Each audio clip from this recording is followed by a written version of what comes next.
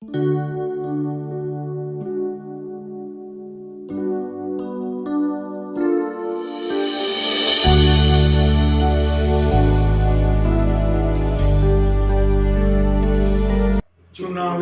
राजनीति में एक वाक्य प्रचलित है। यह वाक्य है कत्ल की रात, मतलब एन मतदान की पूर्व रात। चुनाव लड़वैयों के लिए वह रात अहम होती है। प्रचार अभियान के बाद उस आखिरी रात वोटों के ध्रुवीकरण सुबह नतीजे के रूप में सामने आते हैं। वह जनाब भी चुनाव लड़ रहे थे। उनका चुनाव अभियान धुआंधार चला और उनके लिए भी वह आखिरी रात आई। लेकिन उस रात वोटों के ध्रुवीकरण का कत्ल नहीं हुआ, बल्कि उनका खुद का कत्ल हो गया और नतीजा चुनाव कैंसिल। मैं राजकमल आजकल समाचार के राजनीतिक किस्से की श्रृंखला में आप सबका वंदन अभिनंदन। यह किस्सा है 1993 के विधानसभा चुनाव का। तब सपा बसपा का गठबंधन था। गाजीपुर में गठबंधन कार्यकर्ताओं का नारा था, मिले मुलायम कांशी राम, हवा में उड़ गए जय श्री राम। जाहिर था वह नारा भाजपा के विरुद्ध था। दलितों यदुवंशियों की गोलबंदी हो चुकी थी। गठबंधन के उम्मीदवार हर जगह भारी दिख रहे थे।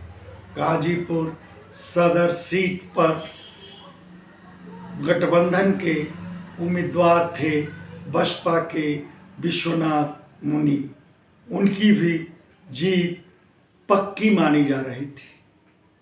पेशे से विश्वनाथ मुनीम सेल टैक्स में मोहरिल थे, अनुसूचित जाति से थे, बसपा के काडर थे।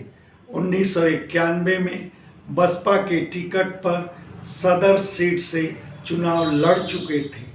तब वह तीसरे स्थान पर थे।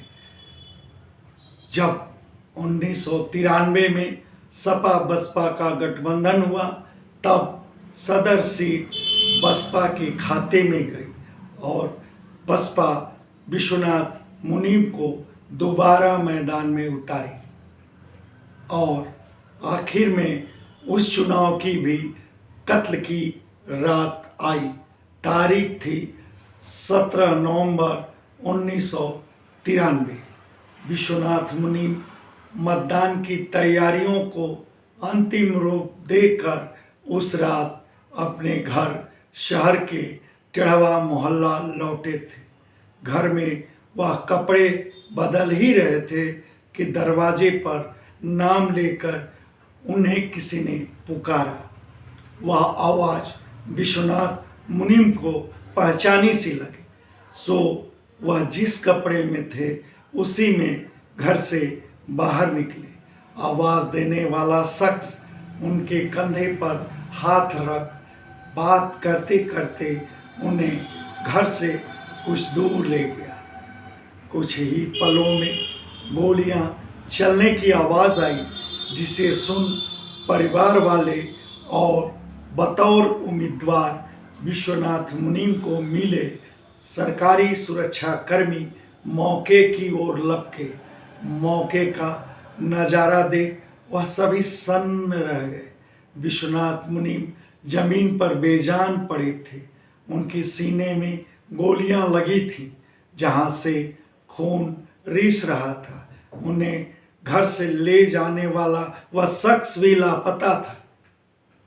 चूंकि विश्वनाथ मुनीम राष्ट्रीय पार्टी के उम्मीदवार थे, लिहाजा निर्वाचन आयोग ने उनकी मौत की सूचना के बाद सदर सीट की पूरी चुनाव प्रक्रिया कैंसिल कर दी। इधर प्रशासन के लिए विश्वनाथ मुनीम का कत्ल बड़ी चुनौती बन गया था। आखिर चुनौती क्यों न बनता।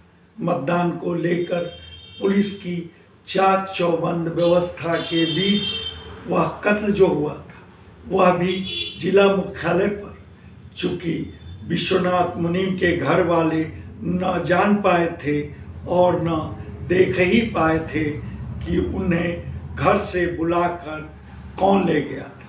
लिहाजा उन्होंने कत्ल के मामले में अज्ञात के विरुद्ध एफआईआर दर्ज कराई। इधर कत्ल के बाद हरकत में आई पुलिस कई संदिग्धों को उठाकर पूछताछ शुरू की। पुलिस के लिए बड़ा सवाल था कि कत्ल की वजह क्या थी। विश्वनाथ मुनीम की किसी से कोई अदावत भी नहीं थी।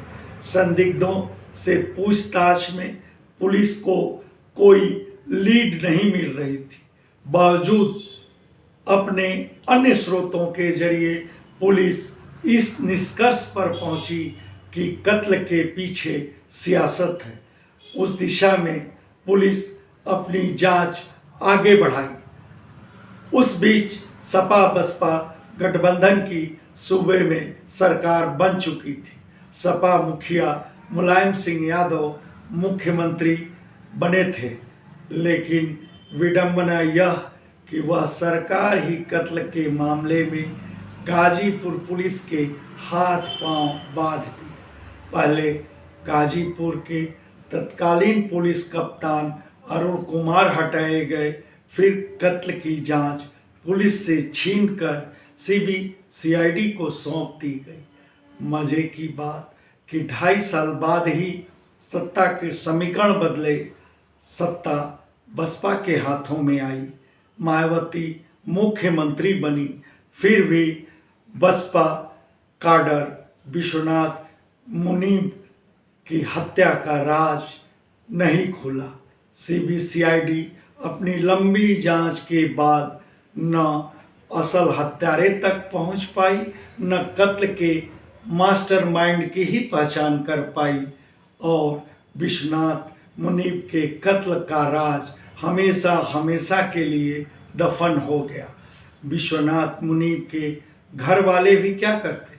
उनके लिए उस कत्ल को काल की नियत मानकर सब्र करने के सिवाय और कोई विकल्प नहीं बचा था। बाद में यह चर्चा भी सुनने को मिली कि उस चुनाव के रक्त रंजित होने की भविष्यवाणी गाजीपुर के महान संत सोहराब बाबा ने पहले ही कर दी थी।